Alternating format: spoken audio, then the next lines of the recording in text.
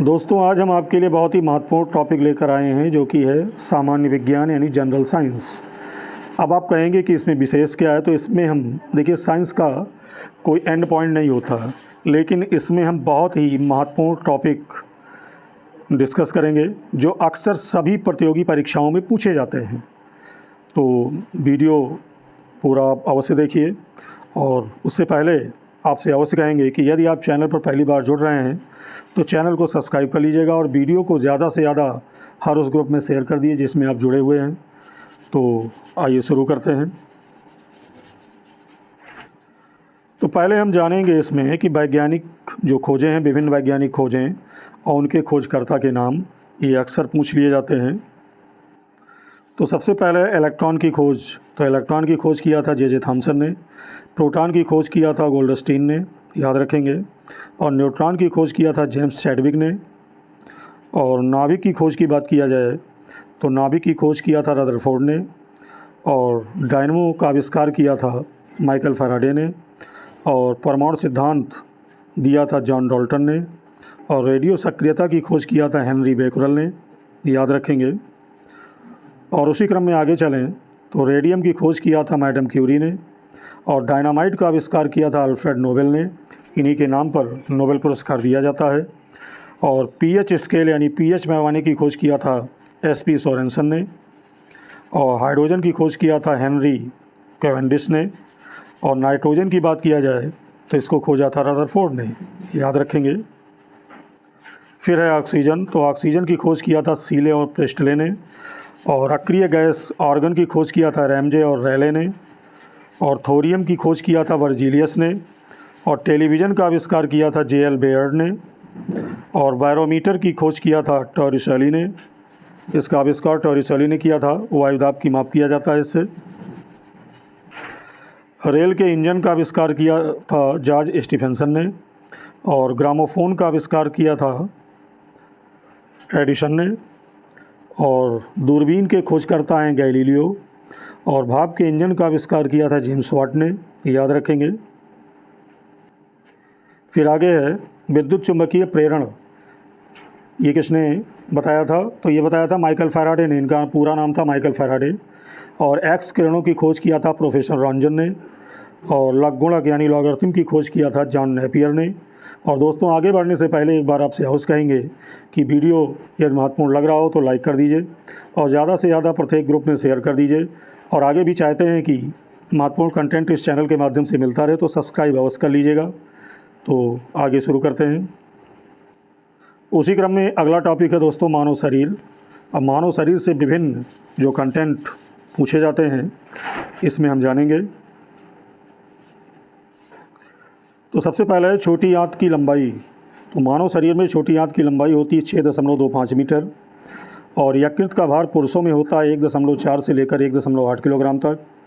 और यकृत का भार महिलाओं में होता है 1.2 से 1.4 किलोग्राम तक, याद रखेंगे।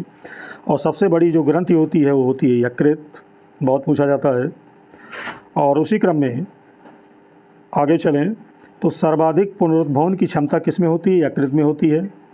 और सबसे कम पुनरुद्भवन की जो क्षमता होती है ये किस में होती है, मस्तिष्क में होती है, याद रखेंगे। और शरीर का सबसे कठोर भाग ये दांत का इनेमल होता है। और अगला है सबसे बड़ी लार ग्रंथि, तो ये होती है पैरोटिड ग्रंथि, याद रखेंगे। अगला है शरीर का सामान्य ताप। तो सामान्य ताप अगर हम फ़ारेनहाइट में बात करें तो याद रखेंगे होता है 98.4 डिग्री फ़ारेनहाइट। और सेल्सियस में होता है 37 डिग्री सेल्सियस, याद रखेंगे। और शरीर में ब्लड यानी रुधिर की मात्रा कितनी होती है, तो ये होती है 5.5 लीटर। और हीमोग्लोबिन की औसत मात्रा पुरुषों में होती है 13 से 16 ग्राम। और हीमोग्लोबिन की औसत मात्रा महिलाओं की बात किया जाए तो ये होता है 11.5 से 14 ग्राम। और WBC की कुल मात्रा होती है 5000 से लेकर 10,000 तक। और सबसे छोटी WBC होती है, याद रखेंगे, लिम्फोसाइट।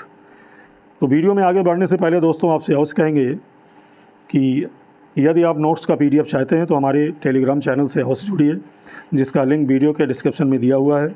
और वहाँ से आप PDF प्राप्त करके नोट्स बना सकते हैं। आगे है सबसे बड़ी WBC, ये होती है मोनोसाइट। और RBC का जीवन काल याद रखेंगे 120 दिन होता है। और WBC का जीवन काल ये होता है 2 से 5 दिन। और रुधिर का थक्का बनने का जो समय होता है ये होता है 3 से 6 मिनट। और सर्वग्राही रुधिर वर्ग की बात करें तो ये होता है AB। और सर्वदाता रुधिर वर्ग ये होता है O, याद रखेंगे। अगला है सामान्य रुधिर दाब, ये स्वस्थ मनुष्य में होता है 120/80, याद रखेंगे। और सामान्य नब्ज गति, यानी जो नाड़ी की गति है जन्म के समय कितनी होती है, तो ये होती है 140 बार प्रति मिनट। और सामान्य नब्ज गति 1 वर्ष की उम्र में कितनी होती है, तो ये होती है 120 बार पर मिनट। और सामान्य नब्ज गति 10 वर्ष की उम्र में कितनी होती है, तो ये होती है 90 बार प्रति मिनट। और सामान्य नब्ज गति वयस्कों में कितनी होती है, तो याद रखेंगे 70 बार प्रति मिनट। फिर अगर हम हृदय गति की बात करें तो ये होती है 72 बार प्रति मिनट। और सबसे बड़ी सिरा कौन सी होती है, बहुत पूछा जाता है, तो ये होती है इंफीरियर वेना केवा, याद रखेंगे। और सबसे बड़ी धमनी ये होती है एब्डोमिनल एरोटा। और वृक्क का भार होता है 150 ग्राम, बहुत पूछा जाता है। और मस्तिष्क का भार होता है 1220 से लेकर 1400 ग्राम तक। और मेरुदंड की लंबाई होती है 42 से 45 सेंटीमीटर, याद रखेंगे। और आगे है क्रेनियल तंत्रिकाओं की संख्या कितनी होती है, तो ये होती है 12 जोड़े, याद रखेंगे। स्पाइनल तंत्रिकाओं की संख्या होती है 31 जोड़े। और सबसे लंबी तंत्रिका की बात करें तो ये होती है सिएटिक, याद रखेंगे। और सबसे पतली एवं छोटी तंत्रिका होती है ट्रोक्लियर, याद रखेंगे। और सबसे बड़ी तंत्रिका की बात किया जाए तो ये होती है ट्राइजेमिनल। और सबसे बड़ी कोशिका होती है तंत्रिका कोशिका, याद रखेंगे। और उसी क्रम में आपको बता दें कि सबसे बड़ी अंतःस्रावी ग्रंथि ये थायराइड होती है। और आकस्मिक ग्रंथि किसे कहते हैं, तो ये कहते हैं एड्रिनल को। और सबसे छोटी अंतःस्रावी ग्रंथि ये होती है पिट्यूटरी ग्रंथि, याद रखेंगे। और गर्भावस्था की अवधि ये होती है 266 से 270 दिन। और अस्थियों की कुल संख्या होती है 206, मोस्ट इम्पॉर्टेंट है, याद रखेंगे। और उसी क्रम में आपको बता दें कि सबसे छोटी अस्थि जो होती है ये स्टेपिज होती है, कान के मध्य भाग में होती है। और सबसे लंबी अस्थि जो होती है ये फीमर होती है, जांघ में पाई जाती है। और कशेरुकाओं की कुल संख्या ये होती है 33। और मांसपेशियों की कुल संख्या होती है 639, याद रखेंगे। और सबसे लंबी पेशी होती है सार्टोरियस। तो वीडियो में इतना ही। वीडियो यदि महत्वपूर्ण लगा हो तो लाइक कर दीजिए और ज़्यादा से ज़्यादा हर उस ग्रुप में शेयर कर दीजिए जिसमें आप जुड़े हुए हैं और आगे भी चाहते हैं कि इसी तरह महत्वपूर्ण टॉपिक पर आपको वीडियो मिलते रहें, तो चैनल को सब्सक्राइब अवश्य कर लीजिए। मिलते हैं एक नए टॉपिक पर एक नए वीडियो में, तब तक के लिए बहुत बहुत धन्यवाद।